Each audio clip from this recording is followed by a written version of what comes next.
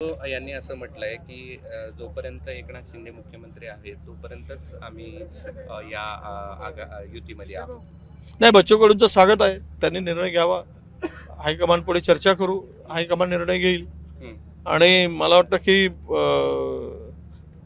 बच्चू कडूंचा सगळ्या सत्तेतून भ्रमनिरास झाला असावा.